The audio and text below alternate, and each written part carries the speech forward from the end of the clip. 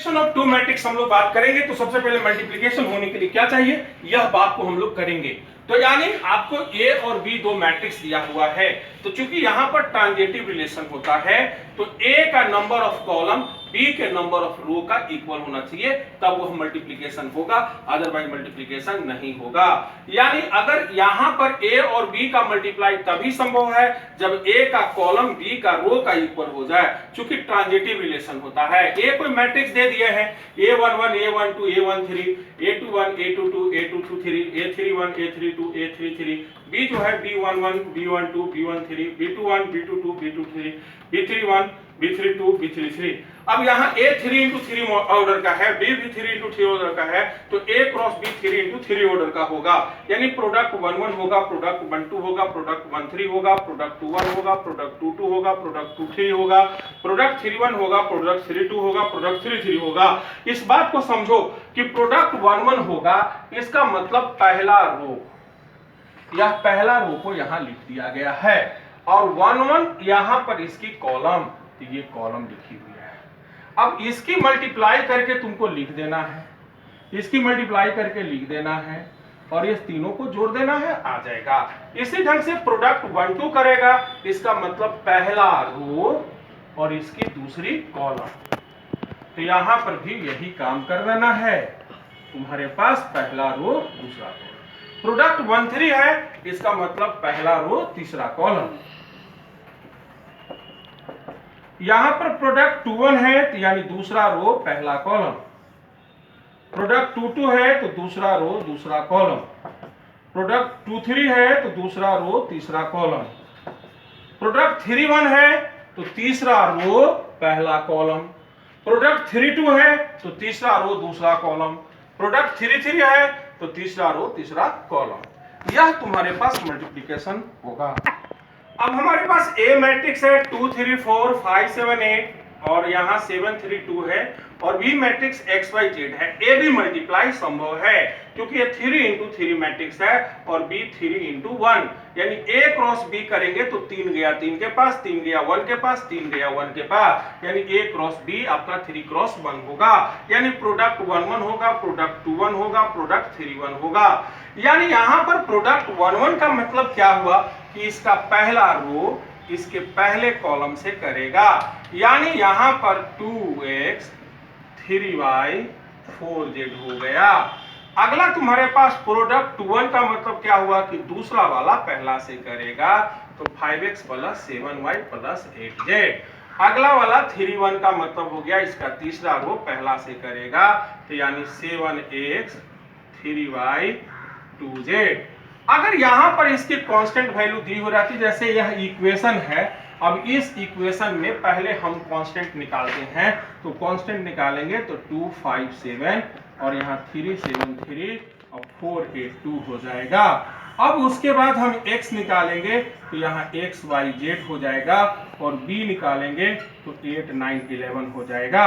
अब फॉर्मूला कहता है कि ax इक्वल टू b के फॉर्म में लिखें, तो यहाँ पर तुम्हारा लिखा जाएगा।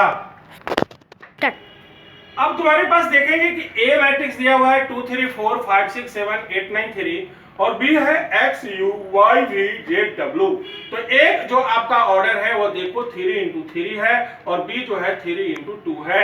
यानी ए 3 गया 3 के पास, 3 गया 2 के पास, तो ए क्रॉस बी 3 गया 2 के पास, यानी 3 2 में हो जाएगा, यानी 3 रो और 2 कॉलम होगा। तो P11 P12 P21 P22 P31 P32 होगा।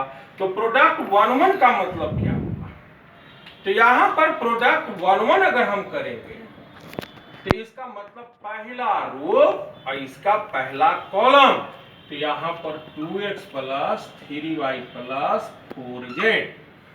अब देखो प्रोडक्ट 1 2 का मतलब क्या हुआ, इसका पहला रो दूसरा कॉलम होगा, तो यहां पर 2y plus 3v plus 4w। अब यहां पर प्रोडक्ट 2 1 का मतलब क्या हुआ, तो इसका दूसरा रो इसके पहला कॉलम से हुआ, तो 5x plus 6y plus 7z। Product 2 2 क्या होगा, तो इसका दूसरा वाला दूसरा से करेगा, तो 5u 6v 7w होगा। प्रोडक्ट 3 1 क्या होगा, तो तीसरा वाला करेगा, तो 8x plus 9y plus 3z होगा। प्रोडक्ट 3 2 कैसे करेगा? तो यहाँ पर 8u 9v और 3w होगा।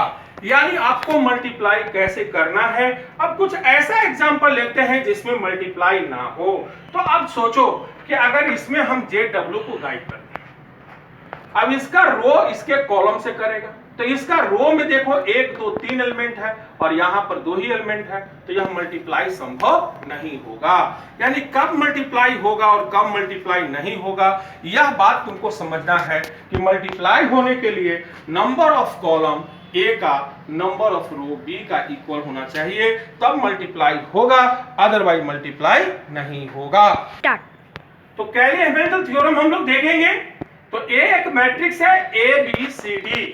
तो कैली-हैमिल्टन साहब का कथन था कि ये 2 into 2 ऑर्डर का है, तो A स्क्वायर होगा और सम ऑफ डायगोनल एलिमेंट को ट्रेस ऑफ मैट्रिक्स कहते हैं, यानी A plus D into A plus determinant.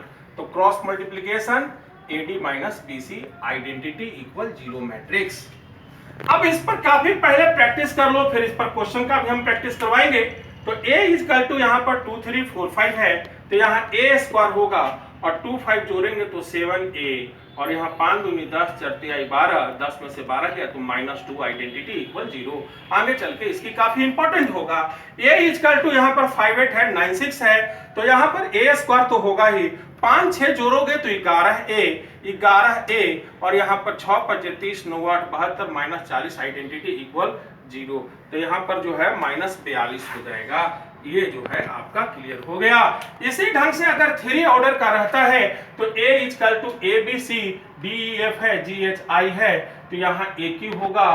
Trace of matrix करेंगे तो A plus E plus I A square होगा, प्लस यहाँ पर AE AI AE AI EI minus BD minus GC minus HF ये, और डिटर्मिनेंट करेंगे तो AEI minus BFG minus CDA minus GC minus BDI minus AHF identity equal 0।